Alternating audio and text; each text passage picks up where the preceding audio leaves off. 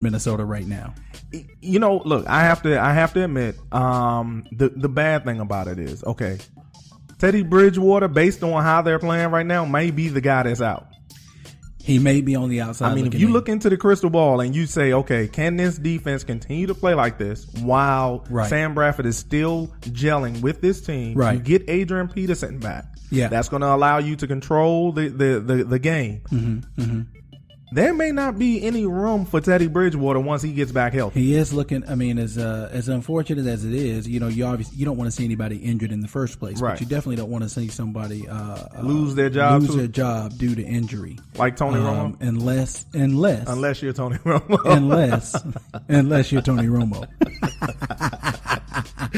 Look, so we go back to Sam Bradford. Yeah, that offense looks like they've been together for a while. Smooth, man. It's looking smooth. Real smooth. You have McKinnon, maybe not we know he's not Adrian Peterson, but he's giving them productive yardage. Absolutely. Okay. Yeah. Kyle Rudolph, he's come back to life as an Pro Bowl tight end. Yep. Okay. Stephon Diggs is having a great season so far. And Sam isn't taking a lot of hits. Right. If he does make a mistake, that defense gets on the field and gets them the ball right back. Right. They're leading the turnover margin for the whole league right now. And that stadium, it gets so loud. It's almost like the old Metrodome. Mm-hmm. Okay. It gets so loud that I remember when the Cowboys played there in 2009. And you had your left tackle and your right tackle. They didn't know exactly what was going on. You had a lot of false starts. Jared Allen was flying around, and I mean, it really makes a big difference when that stadium is rocking like that. And right now at 5-0, these guys are looking good. They look like Green Bay needs to be worried. You know what? I'll definitely. Green Bay really needs to be worried up there. It's only a two-person race. Say that again. It used to be theirs. It did. That NFC North was theirs to win or lose. Right. And right now they're kind of looking like Minnesota's got their foot on the neck right now. Right. And Green Bay is still trying to find themselves right now as well, even though they did win. But it's still kind of, it feels like, from what we know now, right, and from last year, right, Minnesota's only getting better. They're only getting better. So there's no reason for us to say right now that Minnesota's going to be the guy, the team coming out of the NFC North. You have them up next against the Eagles. Yep. They have a bye this week, and so they'll be able to rest. And then they have the Eagles, and then they have the Bears, who are putrid. Right. The Lions, putrid. Mm-hmm. Okay. And then you have the Redskins. Owners of a winning record right now. You're going to Washington. Washington's defense is playing a little bit better. Their offense is starting to come around. They're 3-2. So that's going to be a tough matchup against the Eagles. Right. You're going to the Eagles. So that's going to be a tough matchup to see exactly how they can play. The Eagles' defense is much improved. Yeah, okay? Absolutely. Yeah. But Sam Bradford has intimate knowledge of that offense because he was there up until recently. That's right. And knows the game plan going into the season. He practices against that defense all the time. Absolutely. So absolutely, we're going to see what they can do. It'll definitely be a really good game to watch. Absolutely, I know that. Absolutely, no, we definitely got to tip our hats to them. Moving on. Yeah, go ahead down to the pride of the NFC South right now. Hey, the Atlanta Falcons. The Atlanta Falcons. Yeah. Hey, we didn't pick this one. They are about their business. Yeah, and we didn't pick this one. Let's be honest. We thought that they were going to go out to Denver. I gave Denver the edge at home just because they were home, still a dominant defense. Yeah. And based on what they've done so far this year, they were undefeated up until this point, obviously. Right. Gave them the edge. But man, Atlanta, you know what I like about Atlanta? Well, is they play with a purpose. Yeah.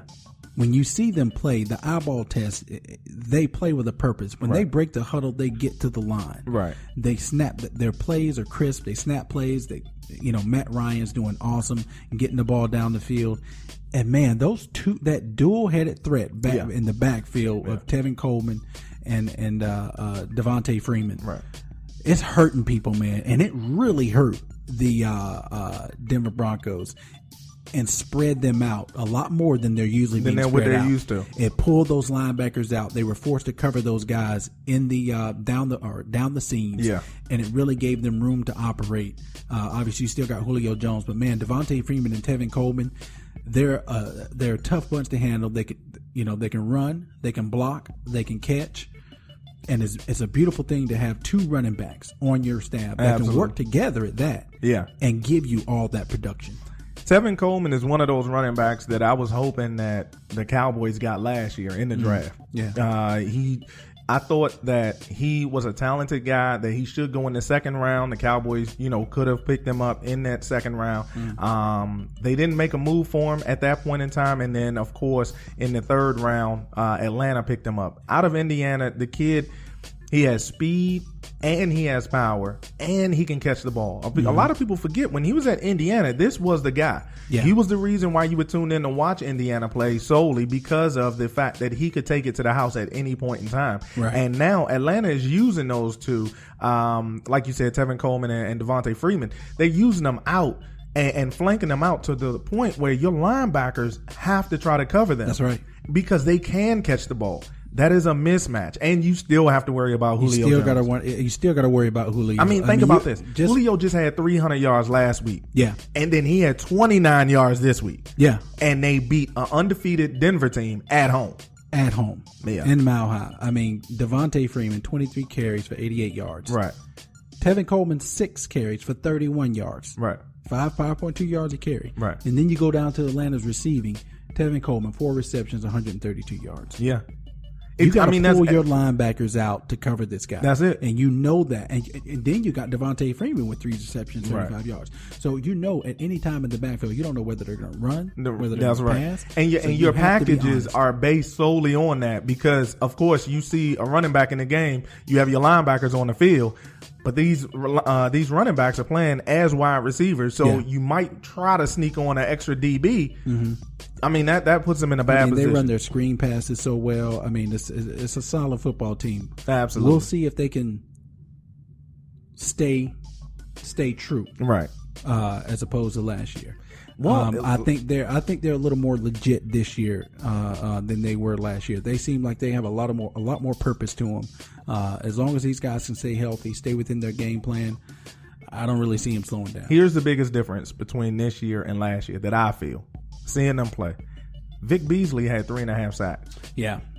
Their defense is balling. Their defense is actually getting off the field when they need to get off the field. Yeah. And that is a big difference that we've never seen in Atlanta since, 98 and so on and so forth. This defense is flying around the ball to get that ball back from Matt Ryan. Right. I'm still not a believer in Matt Ryan, but with this offense, I can see how it can shake out. Matt's been good over the years. Absolutely. He has.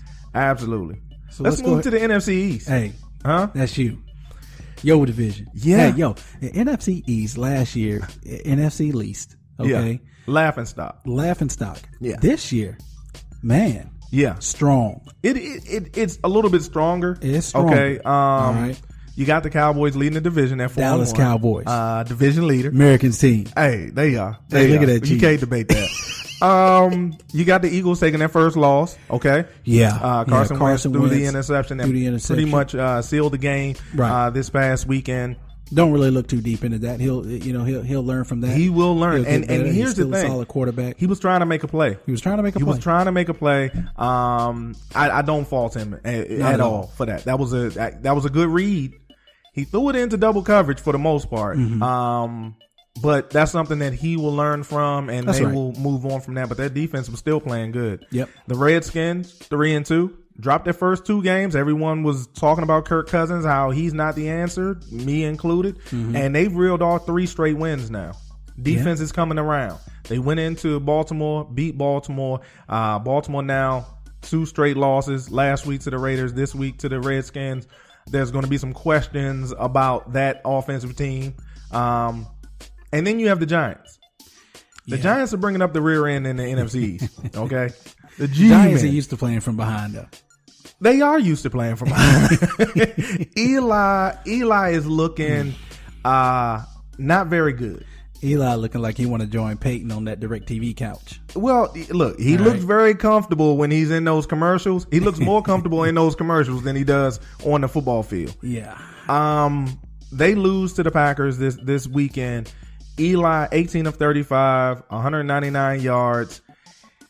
They don't have a running game. No, they don't. Okay, and they haven't really had one for a while. They haven't. But the thing that you have to remember, when they were winning, okay, you had Tiki Barber, you had Brandon Jacobs, you had Ahmad Bradshaw, where they may not have been Pro Bowlers, right? But they were dependable, consistent runners. Exactly. You know, right now you don't have that. You got Orleans Darkwa, you got Bobby Rainey, Paul Perkins. I mean, you look at it right now, you just don't have a running game. The scary thing is, if they continue to slide, they'll be there to get a running back in this draft coming up. True. Okay.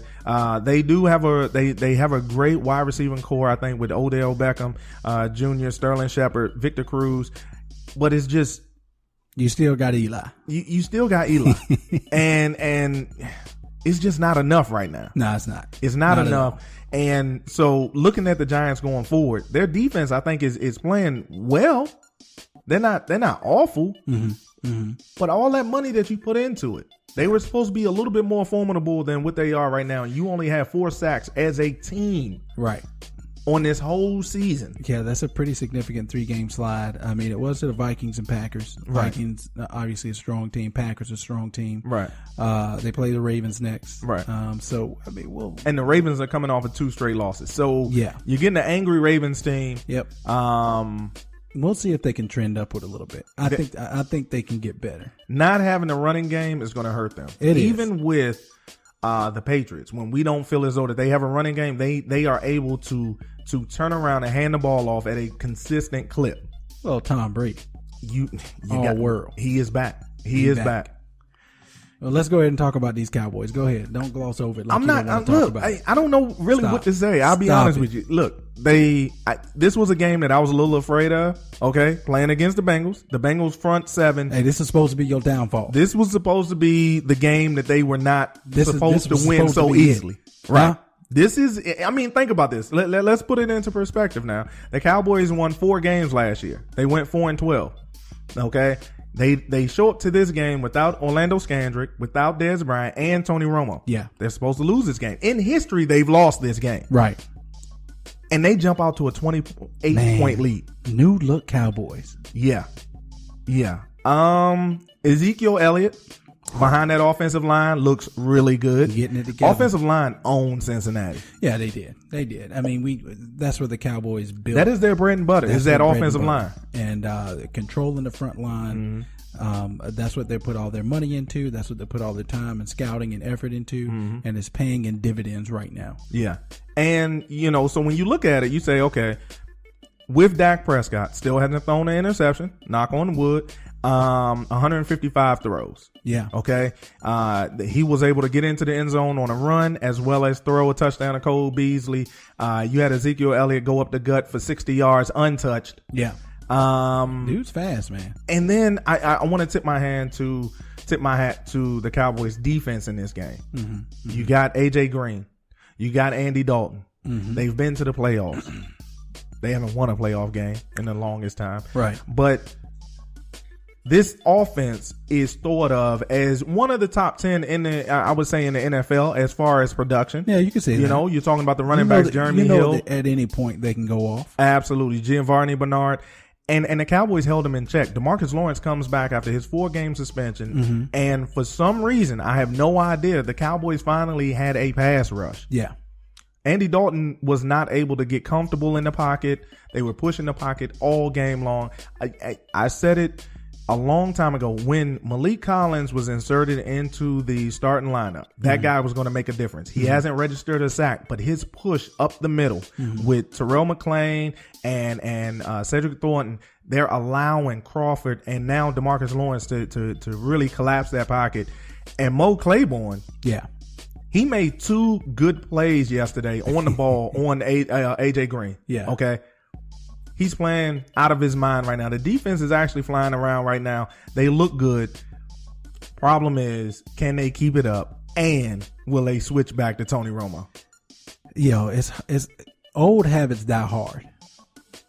All right. Jerry Jones said, look, Tony's our number one guy. That's what he says. That's what he said. Yeah. Well, he the owner. Right. He gonna let him know. He what the also deal is. wanted Johnny Manziel, and Stephen Jones talked him out of it. It's gonna be hard